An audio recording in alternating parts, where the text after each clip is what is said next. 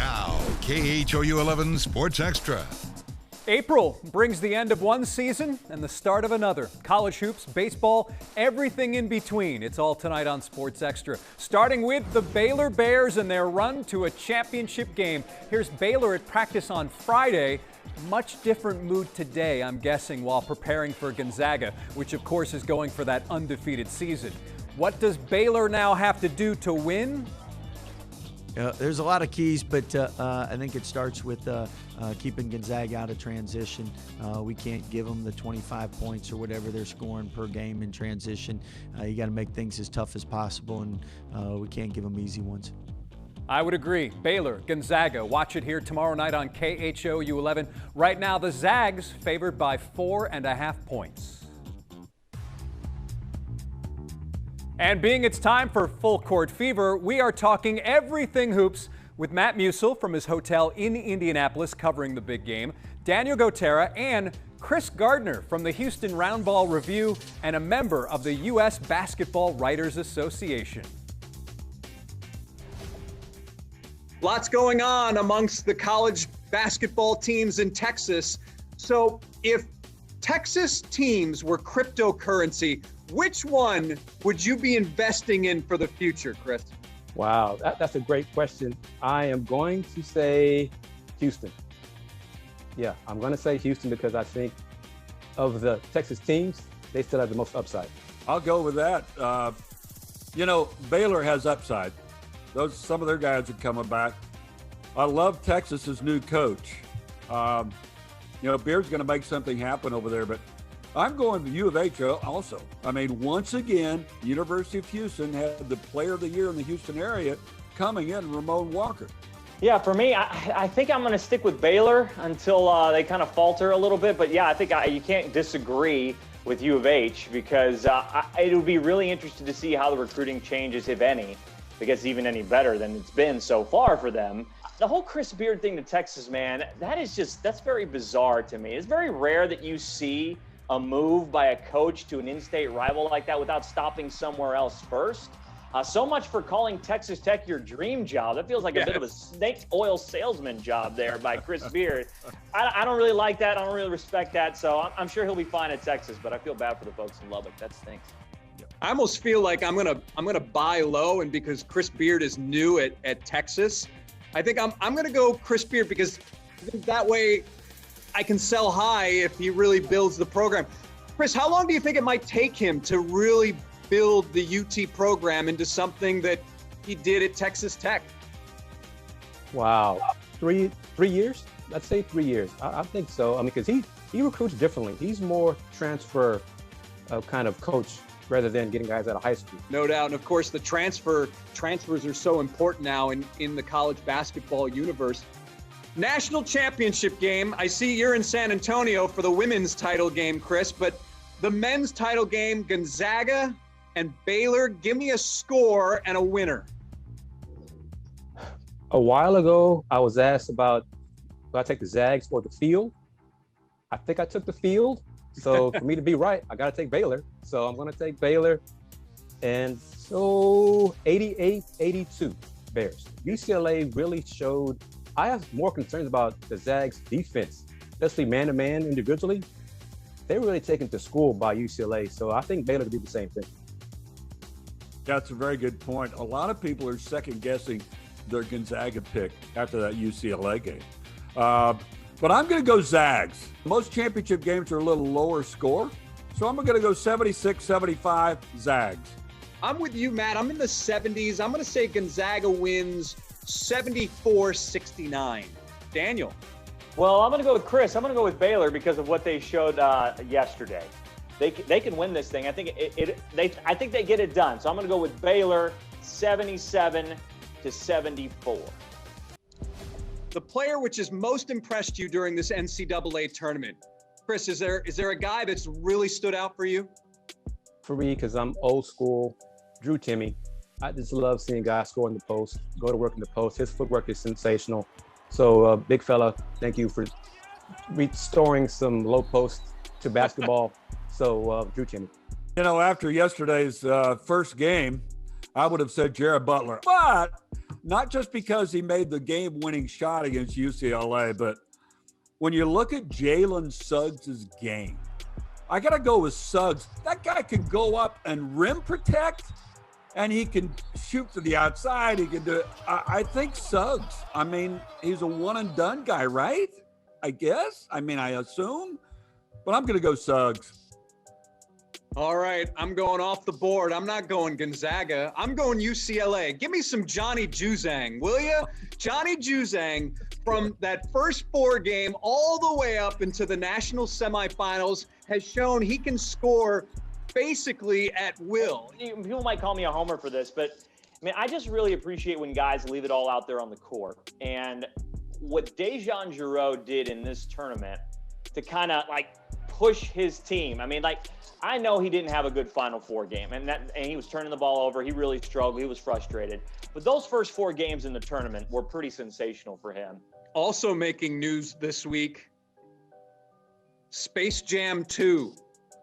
On a scale of 1 to 10, how much interest do we have in seeing this thing? 5. I'd say lukewarm. No. Let's 6. I'll say 6 because I have seen the trailer, and it kind of did intrigue me. So I'll go with 6. Hey, look, you cannot top the original Space Jam. I'm 6 or 7. All right, is there anything less than 0? Less? I know our scale is 1 to 10, but is there anything less? Nothing beats that. They've changed Lola Bunny to, come on, stop this mess. No, less than 0, okay? All right, well, Chris Gardner from the Houston Roundball Reviews, thanks so much for being with us on Sports Extra. My pleasure, guys. Thank you very much. I'll take care. And the women's championship game, Stanford, Arizona, comes down to the final shot. Wildcats get a look here, but it clanks off the rim. And Stanford, with its first championship since 1992, Kate Reese from Cyprus had 4 points for Arizona. It may be Carlos Correa's last season in Houston. Was it a good idea or a bad idea for him to turn down $125 million? The answer from our big league scout. And looking back at the last time Final Four fever hit U of H, what's the big difference between covering the Cougs then and now?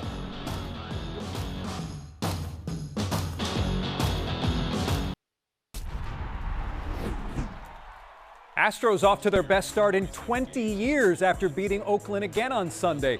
Jason Castro, 2-run homer in his first at-bat. Later, Chas McCormick, the rookie, with his first major league home run. After the game, this guy, Chas, saying, "We crushed them this entire series." And Oakland is now 0-4 while Houston is 4-0. And when it's time to talk baseball, it's time for our major league scout, Jeremy Booth, joining us right now on Sports Extra. Carlos Correa says he turned down 5 years, $125 million or $25 million per season. Jeremy, good idea by Carlos or bad idea? That's an awful idea. You know, for that's a pretty good deal. That's a year less, and you know, $5 million AAV more. That is everything with what he's done to stay on the field, with what the market is. With what Francisco Lindor just did, that's a pretty fair deal for him, and that's where it fits. And it doesn't mean they couldn't come back and renegotiate if he had a good couple of years and add some time to that deal. So for him to turn that down is man, that's not a good idea. Carlos has said he is not afraid of free agency. We'll see how this now turns out. Because of U of H and its run into the Final Four, we pushed back our baseball fearless predictions. So we'll do those here in a second. But first, how many wins for these Astros in 2021? Jeremy, how many wins are you going with? You know, I think they're a 93-win team. You know, I think they're going to hit. I think that you're going to see some emergence of some stars that they've got here on the roster, some of the younger players, both on the mound and at the plate. I don't think they win 100, but 93 feels about right in that range to take the West. I'm going to go just a skosh above that. I'm going to say 95. These guys come out of the gate mashing like this. You know, we were wondering last year how they would respond to booing. Well, of course, there was none. Boy, so far, they're responding very well to booing. I don't know if I'm going to go 95. I don't know if I'm going to go 93. I originally thought 89, but you know what? I'm going to make I'm going to make a safe bet, and I'm going to say 90. I think 90 wins for the Astros is a good number, and I think it's also enough to win this division. I'm going to go right there in between all of you guys. I'm going to go 94. I think there's an understanding with the lineup that they have to hit, right? That's not a slight on some of the pitchers, some of the young guys that showed some promise last year. That's nothing against them, but I think there is an understanding that they do have to do some mashing up at the plate. I'm with Jeremy. They do win the division. They get in the playoffs for sure, but I think they do win the division at 94 wins. So we have the wins now set. Let's go with our fearless predictions for these Astros in 2021. Jeremy, once again, you're batting leadoff. Yeah, for me, this is a Yordan Alvarez year. I think this is the year he becomes Carlos Delgado. And I know we've talked about... Wait, whoa. That's a fearless prediction? Absolutely. How is that a fearless prediction? He was Carlos Delgado when he was a rookie. Yeah, but now he's got a chance to prove it the second time around. The league has to adjust back to him. He's coming off injuries. It's a different deck of cards than when they didn't know who he was. He's going to have to step in. Springer's not here anymore to help protect that lineup, right? And as much as we think they can replace that, there's pressure on him to actually do that. So he's going to step in. He's going to perform. He's going to become that Carlos Delgado middle-of-the-order bat that's consistent and cement his career for the next 10, 12 years. That's my prediction. Well, earlier this year, right at the start of the year, you were asking for field predictions, and I said, okay, an Astro will be named MVP. It will either be Jose Altuve. Hey, he looks pretty good as a leadoff man, right? Alex Bregman, he's going to have a bounce-back season. Yordan Alvarez is the other. One of those guys, MVP 2021. So my fearless prediction, I'm saying Zach Greinke wins 17 games this season. No. Here's why. He won 18 in 2019, so that's not that far off. This new regime has confidence in him. I don't think it's out of the possibility that he can win 17 games. Well, with my track record of fearless predictions in the various sports that we've had, I picked the Texans to have a top 10 defense this year, and that was just a miserable failure on my part. So I'm going to give this another shot. I'm going to go with Lance McCullers finishing in the top 5 in Cy Young. I think he's got that potential, man. And, you know, with Greinke, if he kind of pans out the way, Jason, like you said, got a little bit of protection there, too. I think Lance has a shot to do some special things here. I would say Daniels is the most fearless of all the fearless predictions. That's a good one. That's why we call them fearless predictions. All right, Jeremy Booth, as always, thanks for hopping on Zoom with us for Sports Extra, and I'm sure we'll see you on opening day, the home opener, coming up on Thursday. All right, guys. And it's another one of those nights for the Rockets, losing to New Orleans. 122-115. Lonzo Ball, career-high 8 threes, finishing with 27. Rockets have now lost 4 in a row. Back in 1984, U of H was the best team Houston had, and that Final Four magic is still evident in our vintage video. I'm talking a player carrying a boombox onto the team bus. Watching video from 1984, you can feel the power of Phi Slamma Jamma. That team's too awesome. The dream.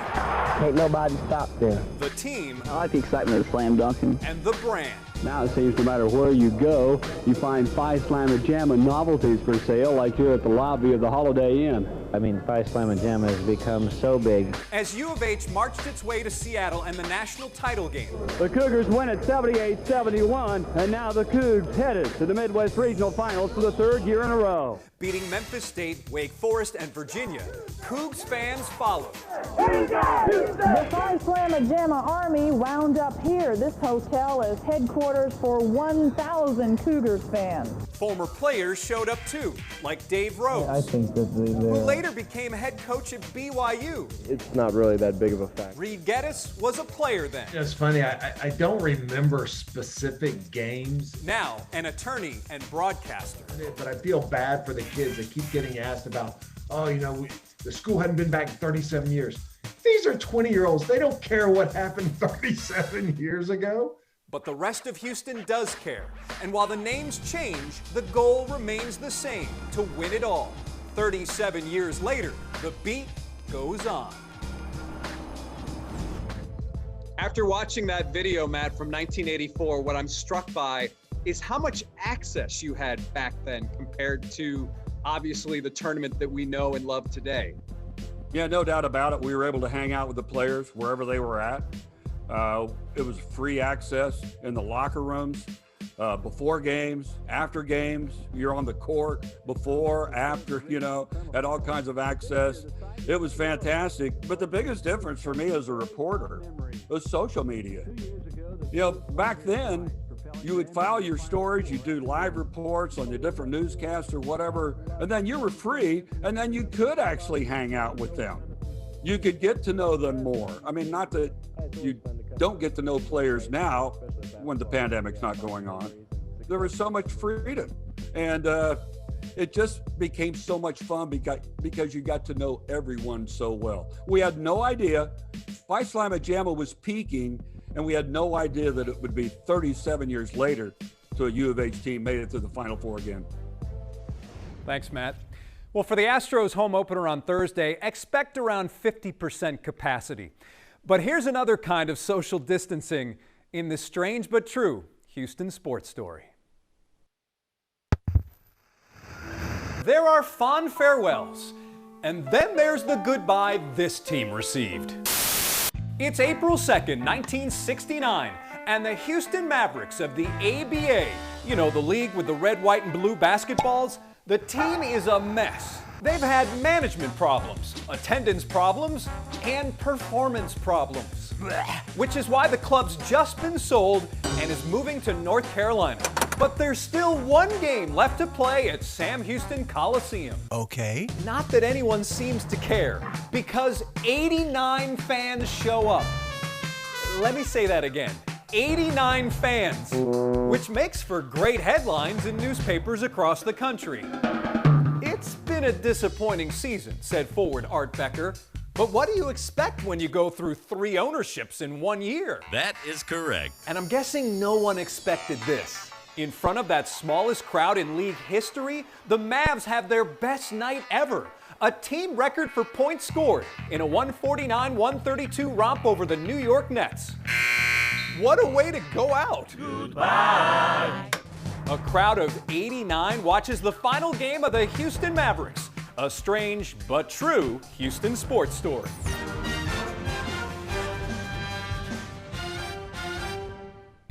And racing royalty coming to Houston Motorsports Park to be part of Spring Speed Fest. When will he or it be there again?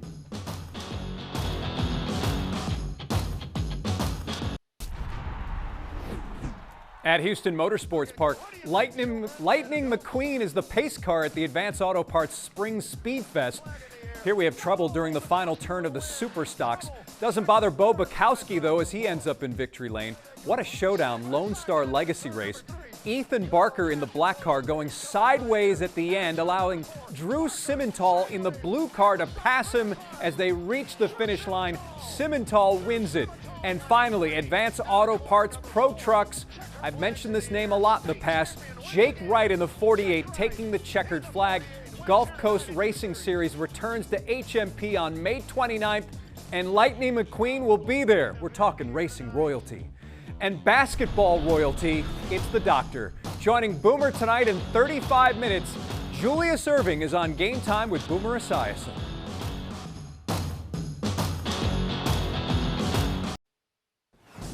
It's been a long time. Ahead of the Masters, Jordan Spieth winning the Valero Texas Open.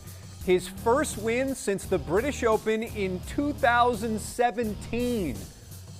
Good for Jordan. Well, that's going to do it for another Sports Extra. Of course, national title game here, KHOU 11 tomorrow night. Our final video tonight, what happened to the SaberCats in their loss Saturday in Austin. Fans can feel it in Austin. Cook, it's a try for AG. Back off the mark, but fortunately that ball goes backwards. Freire there to clean it up. The fullback out of Buenos Aires. KHOU 11 weather, a breath of fresh air.